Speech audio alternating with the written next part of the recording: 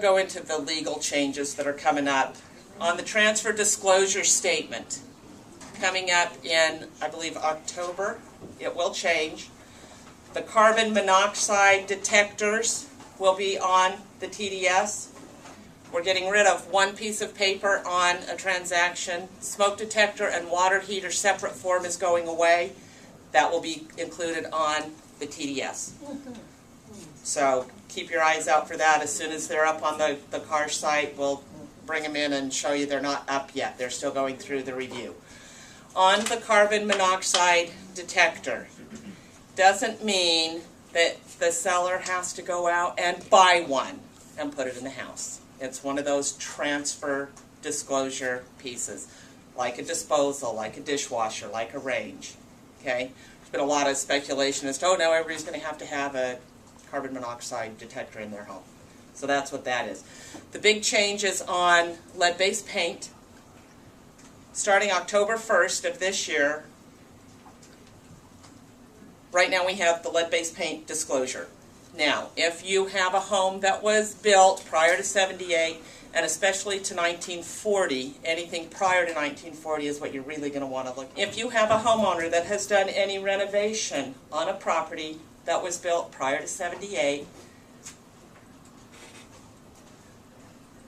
after October 1st, I'm trying to think the right way to, Bob's spurred me on back there. After October 1st, if they're doing any renovation, they have to have a contractor, painter, anyone that does work on that property has to be EPA certified. Something you need to let your sellers know. If they're doing a major remodel, pardon? Say that again?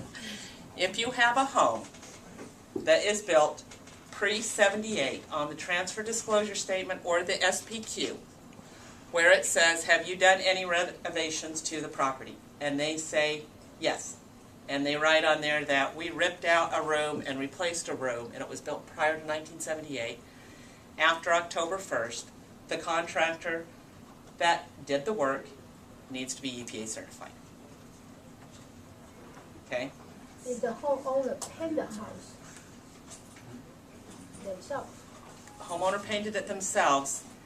That's where the question lies. And I'm sure that most of us in the room, there's a handful of you that are younger, but we were all raised in cribs that had lead-based paint on them. We trod on the side of them, and you know, unless that explains what's wrong with me. Homes that were built prior to 1940, 56% of those homes, possibility that they have a lead-based paint issue.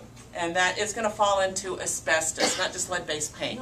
But those homes have asbestos. Those are things that people need to be aware when they're remodeling and renovating. Those things go into the air, and you don't want somebody calling the AQMD on you when you're doing a remodel and have them come out and tag your house.